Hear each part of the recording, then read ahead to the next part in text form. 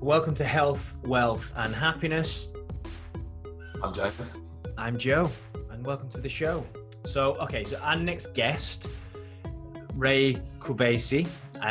Did I say that correctly? Have I said that right? Yes, you did. Okay. Right, okay. I've been practicing that, by the way. Right, okay. So our next guest, Ray. Okay, so Ray and I have a mutual friend who put us in touch together a couple of weeks ago, and he said to me, "You need to speak to this lady." He said she's the most positive and upbeat person that I've ever met. And anyone that knows him will know that coming from Spencer, that is a big shout. So, without further ado, I am delighted to introduce the inspirational Ray Kobeissi. Thank you, Joe. How are you? I'm good. I'm very excited to be here. So thank you for having me, and I'm blushing having to hear what Spencer said. So thank you so much. Okay, so let's kick off. So tell us then, who is Ray Kobeissi? What do you do? Ray now is a mental health coach and a personal growth trainer. I work mostly with men who are suffering with their mental health. It came from a very personal story, which I will tell you all about it in a bit. But I felt that I have this urge and I have this craving to help people to understand their mental health, understand that they are not alone in this world, and that there's always options to get help and to get the support that we needed, and to break the stigma surrounding mental health, especially for men, and the stigma that is preventing them from seeking the help that they deserve and the help that they need. So that's me in a nutshell. So why men's mental health as opposed to female? Is that your niche? Why the connection there? Well, James, because I have lost my dad to suicide 10 years ago, and I was his best friend, and having someone as close to you as I had, he was my dad and he was a best friend, and yet I did not know that he had severe depression. Like, I knew he had bad days, but not to an extent that I would wake up the next morning hearing that he hanged himself in his room. So after I was done with my healing and my shock and my everything, I came to realize, because once you face something like this, you start noticing, and your observational skills be very specific when you are around people.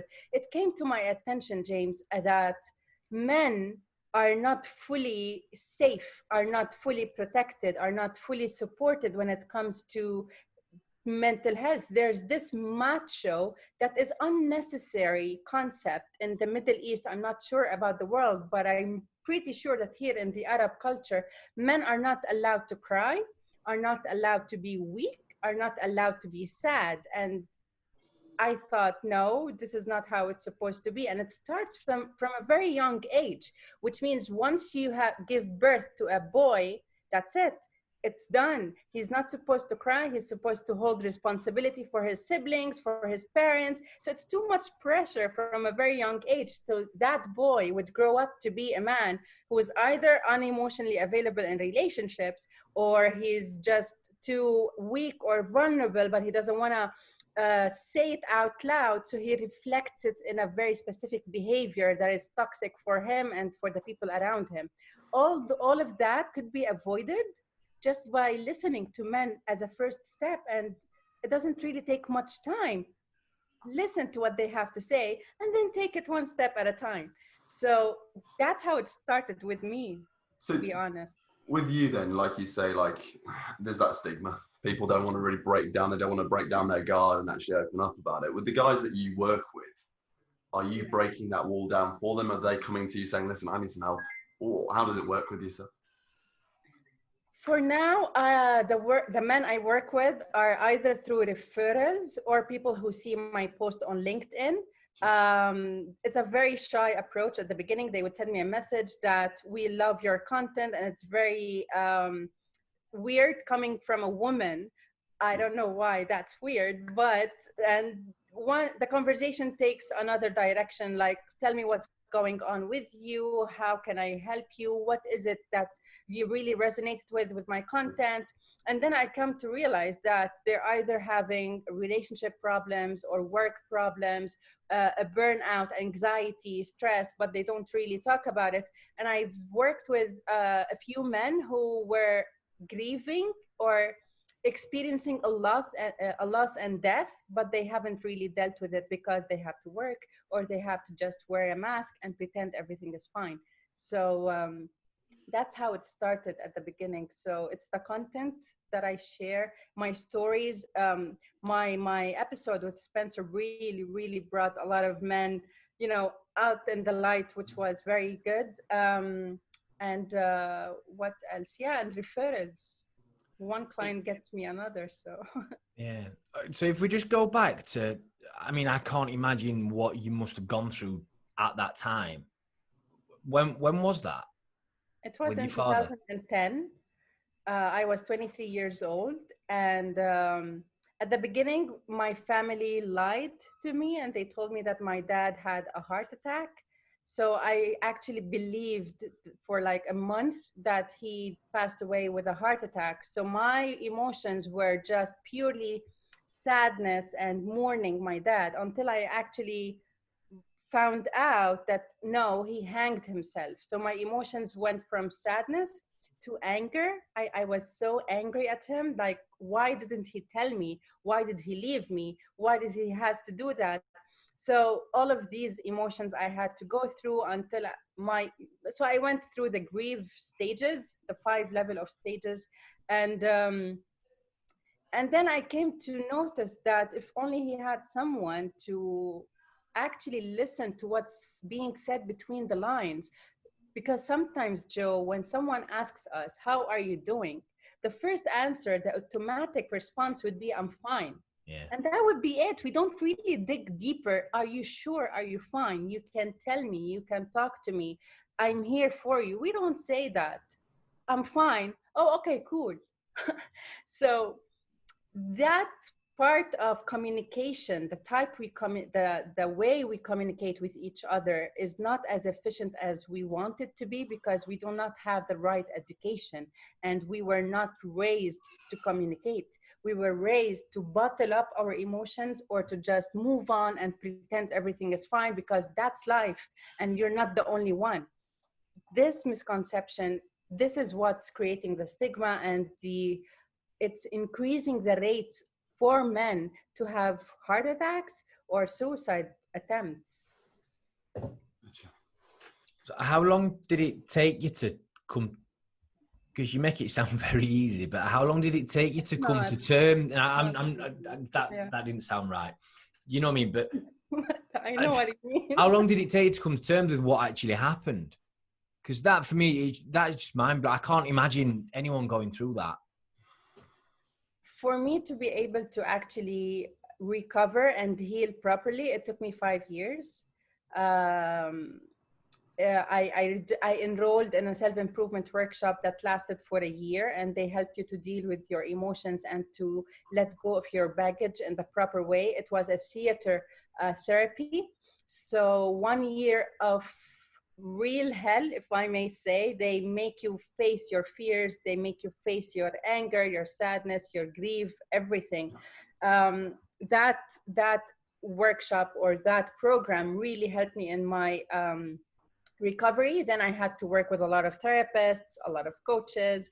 I've done a lot of what they call it, this relaxation resorts, where you just go and learn how to do yoga, how to meditate, how to understand your feelings, and how to really sit with your feelings and not distract yourself with something else, like going for a drink or going for a party or doing something just for you not to be sitting with your thoughts. No, listen to your thoughts and know what to do with them moving forward. So it took me 5 years, to be very honest.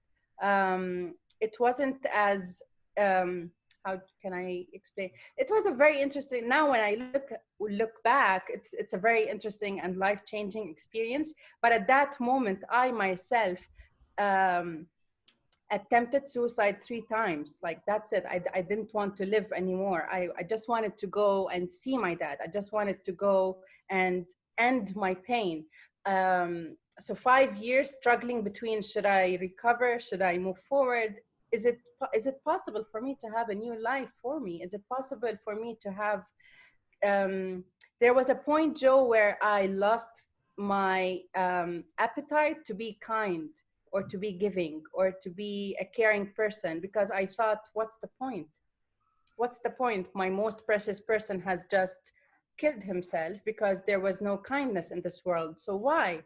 So I had this struggle. I even had struggle with my faith. I had doubts with friends around me. So I doubted everything until with time and consistency with therapy, I started seeing things from a different perspective, adapting a new way of seeing things. My coping skills got even better.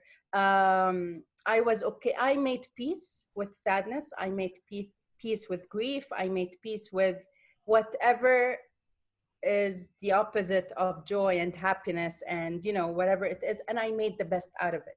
So that was how I dealt with it for 5 years. Wow. And so did you get to a point where it was like, right, now or never, or was it a very gradual change over that 5 years? At the beginning, it was very gradual, and it really made me meet a new version of myself that I never knew it existed, in a very bad way, not in a good way. I came to meet someone I didn't know it existed inside me, which was very bitter, which was very angry, which was very violent and aggressive. I don't want to listen to people. I don't want to get help. I just leave me alone. And I started creating a new life for me, which was the total opposite of what I wanted. Not going to work, not doing any healthy activities, just getting drunk, going to party. You know how it's like getting into a rebound, but to yourself. So everything that really brought me harm, I just got addicted to it. And then my therapist was very helpful, to be very honest. So at the beginning, she really helped me to do whatever I want, just at the beginning, do whatever you want to do.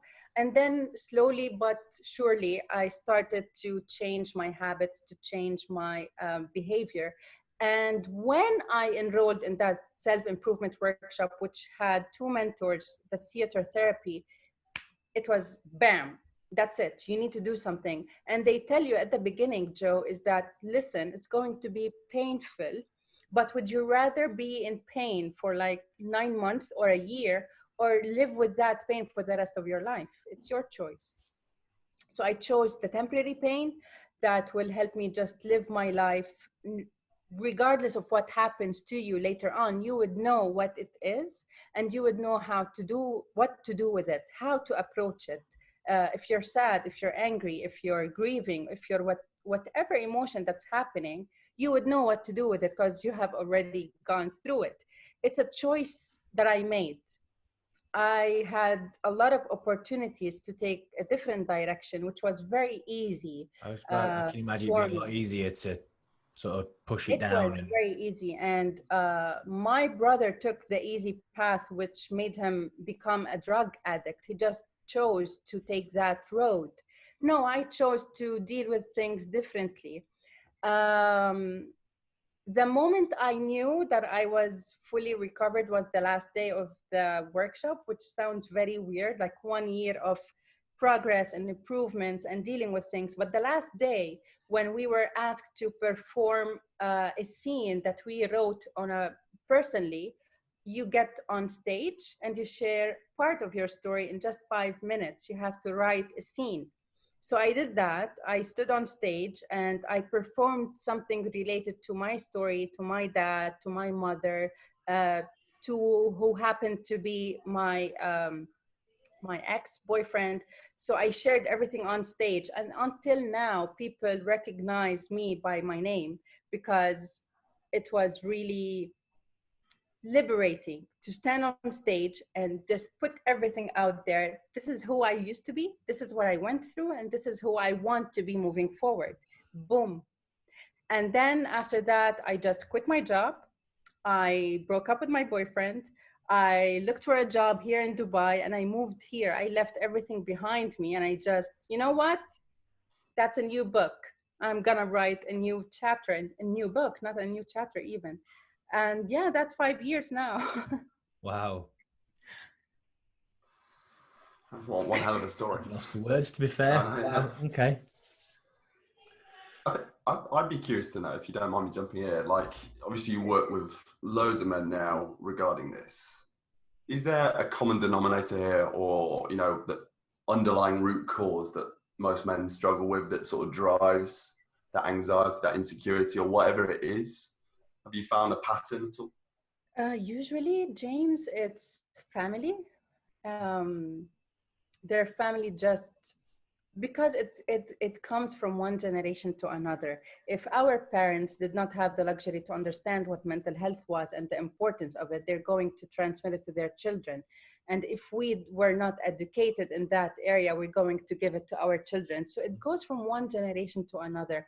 Unfortunately, our generation now is becoming more mature in that area, but there are still people who, let's say, from 35 years old till 50, these men have already been establishing their lives. They have built their careers, they have built their families. And for them to listen to someone telling them you have been doing this wrong because you were raised like that, it's not an easy thing to absorb. It's not an easy thing to process, to tell them that your parents should have been more understanding, should have been more supportive. This is not protection, this is not love. However, this is what they thought at that time was protection and love. So basically there's no one to blame. So we have a choice. Would you like to create a new life for you? It's never too late. It will be challenging, it will be full of roadblocks, but at least you're not doing it alone and not out of the blue. You have someone there with you.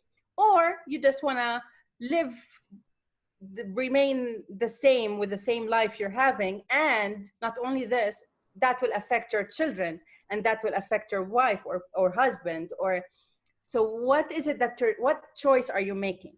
Some people would say, you know what, help me, I really need help. Some people would say, no, I don't have the time. No, I'm not sure. I don't know, maybe, because they're scared. So you have to, I work much harder. That would be really sounding weird, but I work harder to calm their fears before actually doing something to help them solve the problem. Because you work backwards. You understanding what the fear is, what they're actually scared of, what that means to them, and then some work backwards. Men, exactly, backwards, because some men, James, are also afraid on their reputation. Like, come on, I'm a man, I don't need help, I can do that. So it's sad, but I'm so happy that now more than ever, people are realizing that mental health is really important, especially after the pandemic, because it made every person look really deep into themselves and realize that, oh my God, I have anxiety, I'm sad, I have issues that I need to deal with. How can I do that? And people are starting to be more aware of this and the consequences. Because a man's mental health is not only affecting himself, but it's also affecting his siblings, his family, his colleagues, his team, if he is a business owner, his pockets, his bank account, his health, his everything. So are these not important enough for you to make the effort? 100%. I'm with you on this. I mean, obviously you talk about the pandemic. How much do you think that has affected people's mental health throughout, especially through the lockdown period of it? Whoa, a lot, Joe, a lot. We realized, or we came to know, that the real pandemic is mental health. It's not the virus, because a lot of people do not know how to sit with themselves, do not know what issues they were having, because they were distracting themselves with either being hard workers or workaholics or gymaholics or whatever it is that used to distract them from actually listening to what their body is telling them and what their mind is trying to tell them. So once we all sat at home, there's nowhere to go. You have your laptop, true, you have your family if you're not living alone, but what happens when you go to bed? What are the thoughts that you're having? How are you communicating with your family when you are away from them all day long and now you have to sit with them? How are you going to communicate your anxiety or your stress or your anger or whatever that is frustrating you? There's nothing to hide anymore. And the fact that people are not able to hide what they're going through was like a wake-up call for a lot of men. I can't talk with my wife. I do not have the energy to play with my kids. I'm not getting enough space. I don't know why I'm overthinking. I'm having trouble sleeping. So a lot of issues came to the light during this pandemic, which was a good thing. People really laugh at me when I say it's a good thing, but it's a good thing that now you know what's wrong, and you know what's bothering you, and you know what's affecting you. And let's do this. Let's put our hands together so you don't reach depression, so you don't reach a level when you want to say to yourself, you know what, I don't care anymore, I just want to kill myself. Let's not go there. I have the solution for you. Would you like it? Rare are the men who would say no. I think that's the thing, isn't it, really, when you want to be like what I do in health and fitness, you want to be training this like it's a muscle every single day. And the moment you stop training it, it starts to get weak, it becomes vulnerable. And like you're saying there, people only deal with these things when they get really, really bad, as opposed to actually servicing it up top here. Exactly. Yeah. A lot of things can be avoided. Bad things can be avoided by just being careful. So let's assume you want to work out. Why? The why is very important. For example, you gave the training, physical training. Okay, so are you going to the gym because your friend is going and he needs a companion? Are you going to the gym because you want to build those abs and six packs? Are you going to the gym to release your stress? Are you going to the gym because it makes you happy? Why are you doing whatever it is that you're doing? The same concept is, why are you not taking care of your mental health? Do you not see you're worth it? You do not see that you deserve it? You do not see that you are, how can I say it? Everything in your life that you have been building. So you're happy with your business. That's awesome. You're happy with your family. That's awesome.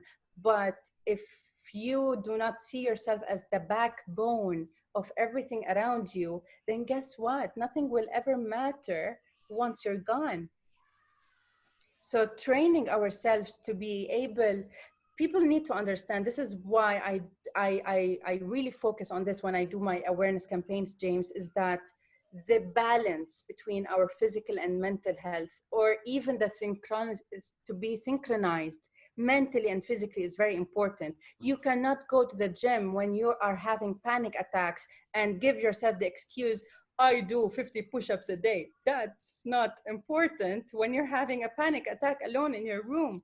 When you are trained mindfully to be able to breathe, to be able to relax, to be able to assess what's going through in your mind, then not only you will be able to do 50 push-ups, you will be able to do 100 push-ups without having to be constantly thinking, I don't want to have a panic attack, so let me work out more.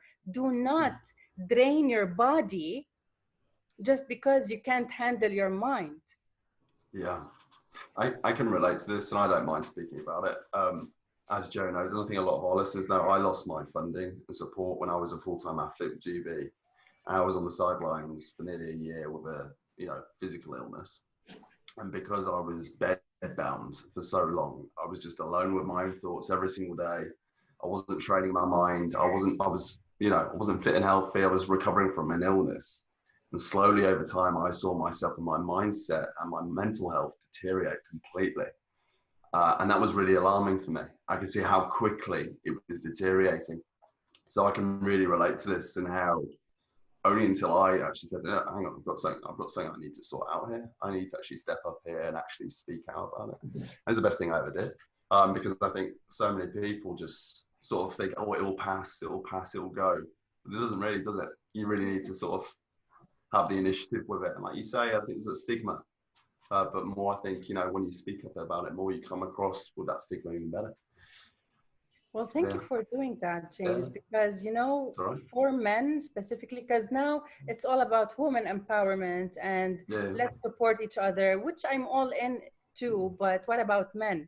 So when a man sees another man talking about that, I'm depressed and I'm not ashamed of that, he would go and think, whoa, there's someone out there like me. Yeah. So it's very important that more people like you, James, to speak up. If you're sad, say you're sad. If you're depressed, say you're depressed. 100%. And it doesn't matter if your network is millions of people or hundreds. Even if one person listens to you, that person is going to spread the word. Yeah. But I don't know what you think about this, Ray. But I mean, like, obviously you went through what you went through, and you came out the other side even stronger. And I think with myself as well, when I went through that process, I made a weakness become my asset. And now it's one of the strongest assets to me. So I think it's understanding the life journey of it and coming out the other side of it as well. I think people look so short-sighted in the moment, don't they? And not see the bigger picture of it all. Yeah, true.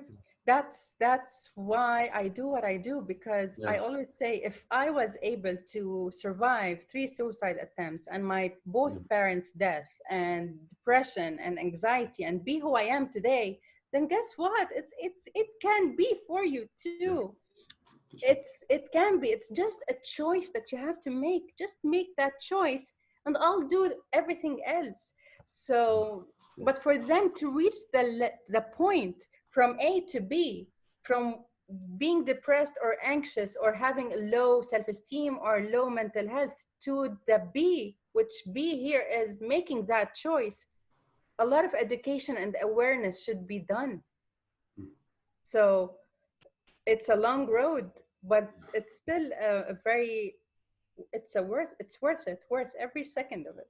So do you think this is something they should do more of, educating children in, i.e. taking it away from the home? Because like you say yourself, there's got to be, it's the way my dad's done it, it's the way his dad's done it, it's the way his dad's done it, it's the way it's always been.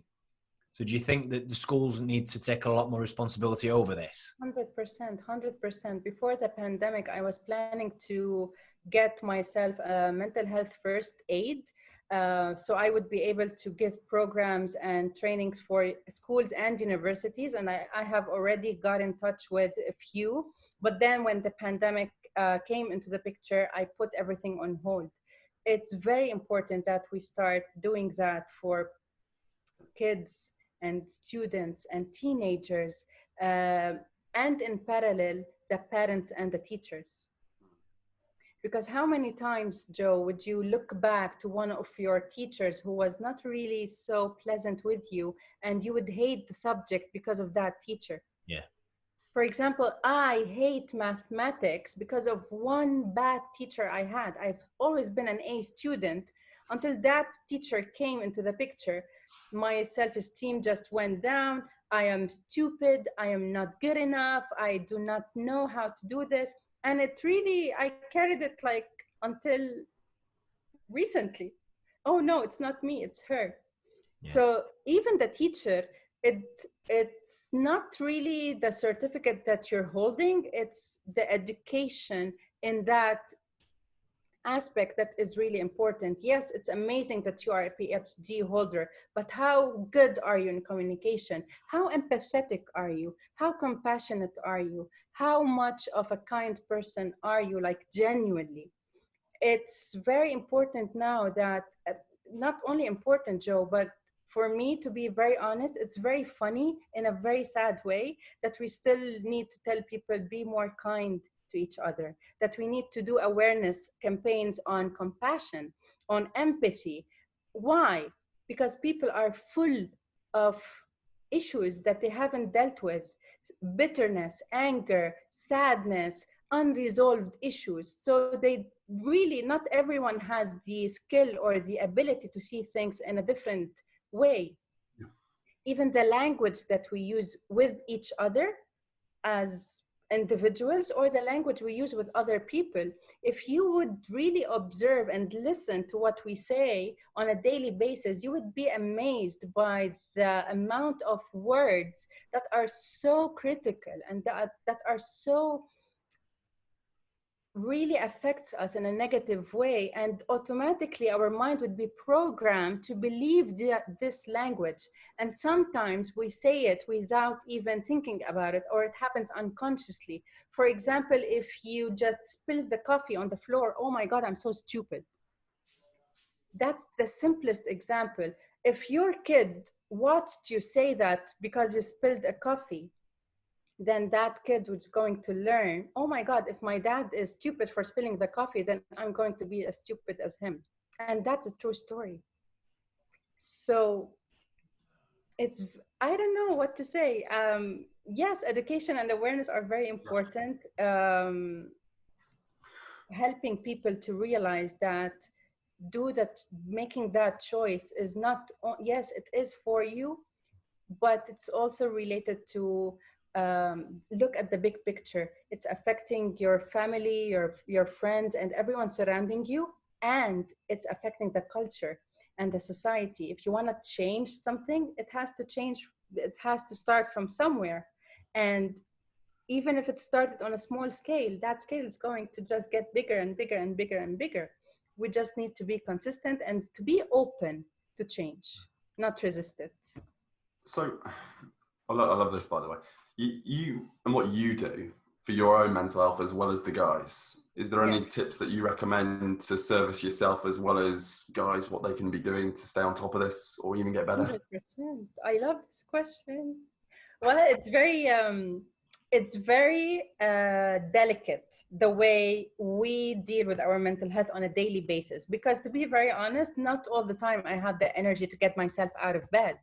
But creating a routine that makes you want to get out of your bed is very important. So for me, the non-negotiables would be yoga in the morning and meditating. These are the things that makes me peaceful, and they help me to set my intention for the day, even as simple as, you know what, Ray, take it 1 hour at a time. Okay, so what I would do is every hour I would just remind myself, you can do this, you can do this. So indulge in self-care activities, but self-care activities that works for you, each one of us, because I'm really done with people telling people what to do. I'm not here to tell you what to do. I'm here to just help you do the things you want to do. So create a healthy routine for yourself that really gives you a motive, or that gives you peace, even if it's just 10%. If you wake up in the morning and you feel you are in a cranky mood, okay, what would make me feel a little bit better? Okay, maybe I could take a break from work. Your mind is going to protect you and tell you, no, James, you can't afford to take a break from work. Here is the challenge. Here is where you come and say, listen, thank you so much for protecting me, but I need a break. And you go on and take the break. And sometimes the break is only 10 minutes. And in 10 minutes, you can do a lot. You can do a lot in 10 minutes. It could be yoga, it could be meditation, a coffee outdoors, a phone call with someone that makes you laugh, watching a YouTube video, just sitting watching the ceiling, writing something on your diary or journal or planner. I don't know, taking a nap for 5 minutes, taking a shower, jumping, anything that makes you feel good, do it. So start your day with a fixed routine that sets your intention to the day, and indulge in compassionate thinking. That's my 2 top tips. Everything else can be done with time and of course practice, but give yourself that. talk to yourself and behave with yourself the way you would do with your loved peoples and your loved ones. Yeah. For example, I have a ritual that was before Corona. I would take myself on dates because I deserve it. I'm not gonna wait for, if I'm a single woman, that doesn't mean that I'm not gonna go on dates. I would pick a place where I really like, and I would just go out, get myself a nice dinner, a nice drink, go to the movies, start something new like an activity, and I would really, really enjoy it. But in my head, I would always ask myself, would you do that to a friend or to a partner? Yes, then I would do it. Saying something in an argument, would that word hurt you if you were the receiver? Yes, then don't say it. It takes practice, but believe me, it really, really brings a lot of quality for you in your life. Everything would become easier to handle, not easy, easier to handle. I like this. I'm picking up on things as well. Like you as the expert, the mentor, I guess what you're trying to do is help them answer things for themselves as opposed to having to reassure them. So you're actually giving them the power. Yes. You're not telling them. I'm giving You're him figuring things out for themselves. That's that underlying confidence issue that they struggle with. 100%. I'm just there to make them feel safe, make them feel comfortable, and at least have one person they can trust and a non-judgmental space. Because some people would come to me having difficulty to share something that is very sensitive or that is very personal, or at some point any person who doesn't have the awareness would judge, because that's the first reaction. It's an automatic reaction. With me or with any proper coach or therapist, there will be no judgment. Once that person sees, okay, I'm not being judged, that's one step forward to actually do something about it. And he would be more open to listen to himself and to you when you tell them, like, how would you feel if we do this? How would you feel if we start, approaching this problem from this area? What are the things that you'd like to stop tolerating on your daily basis? This is when we start seeing what are his problems, and we can work on it one at a time. And whatever obstacle it is, it's solvable. It's solvable, but we can't really help people who don't want to help themselves. And if they do not want to help themselves and they need help, and you know it, that they need help, awareness and educating them in a way where they would see this and they would say, that's me. It's talking to me in an indirect way, and they would come to you for help. So on that note, then, it's a cycle. Yeah. So on that note, then, so there's obviously everyone feels anxious at time, but not everyone would say I suffer with anxiety. What's the difference? The difference is either you do not know that this is anxiety and you think it's part of your daily stress. Everyone gets stress. Everyone gets pressure. So why should I be unique? Sorry. Or you know that this is anxiety, but you don't have the courage to tell people that, hey, listen, I have anxiety. Until that anxiety, God forbid, would later become a panic attack. If not a panic attack, a heart problem. If not a heart problem, you would just faint. Anxiety is not a light matter to, it's not only about you being nervous. Some people would misunderstand the definition of anxiety, like getting nervous before a presentation or getting nervous before meeting someone new. That's not only it.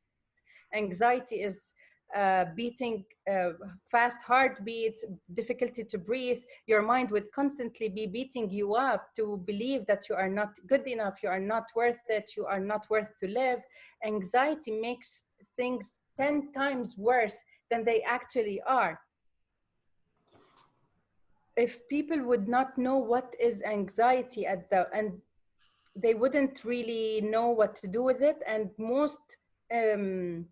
the most tricky part is not having someone to be there with them to tell them that this is how it is.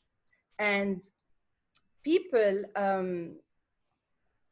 if they do not know what the symptoms are, this is what I'm trying to say. If they do not know what the symptoms are, then they wouldn't know what is it. So we have a lot of examples to know what are the symptoms. It could be, or feelings that makes us, leads to anxiety, which are anxious, stressed, scared, lonely, overwhelmed, pressured, feeling guilty. Some people would feel guilty because they think that they are not doing a lot in their lives, even though they are, because they need validation. They lost something and they're trying to fill the gap with something else. They are fatigued, but they do not want to do anything about it, or they are getting peer pressure and society pressure to do even more and to let go of their fatigueness or their discomfort, because this is tough love. That's another even topic. Tough love is really very bad.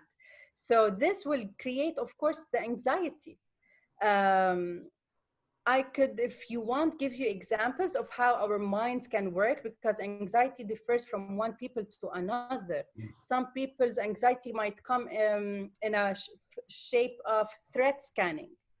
A person who do threat scanning, which means wherever he is, he would scan the place he is for threats, even if it doesn't exist. He would convince himself that I am not safe. For example, when the corona hits and we all sat at home, your mind will see the environment as a very dangerous environment. For example, you would always be constantly checking your body for symptoms, and you are obsessively checking for the corona updates. They said sneezing is a symptom. Oh my God, I sneezed yesterday. I must be dying. That's threat scanning. Catastrophizing. Catastrophizing is more, it's not a sexist thing, but it's mostly with women, which makes, they always go to the worst case scenarios. Always worst case scenarios. They don't want to see the good part or the good side of the story, which means if you felt, let's say, a tightness in your chest, which means khalas, you have to go to the hospital and you have to go to the ER. If your mind is giving you the mental image of losing the people you love, then that's it. They're going to die, and there are funerals for you to start planning for. That's how much powerful, and there are a lot of many other examples. That's how powerful our minds are, Joe. So if we do not learn how to control it, if we do not learn how to listen to it, then we cannot help ourselves or people around us. It's not a matter of getting rid of anxiety. You cannot just diminish anxiety. It's not possible, but you would know how to deal with it and how to manage it in a way where it doesn't become toxic and it doesn't become a dead threat to you and to people around you. Listen to your thoughts, listen to your fears, listen to your feelings. And at the end of the day, your mind is genuinely trying to protect you. That's how it knows. That's the only way our minds know how to protect us. So we have the remote control. We are the people who are empowered and in control. So if you have the luxury to learn how to do that, why wouldn't you? That's the how it is. Some golden nuggets today, man. Absolute golden nuggets. Really good stuff. Okay, so one of the questions we ask all of our guests is, if you could do it all over again, what advice would you give to an 18-year-old Ray Kobeissi? Oh, wow. It's funny that you chose the age of 18, because I left the house at the age of 18. So what advice I would give myself, or what I would do differently? Both. Both, yeah. What advice would I give myself? Wow. Wow, that's a tough question, Joe. I'll give you some time. No rush. No rush. What advice? The advice would be love yourself more, more, and more.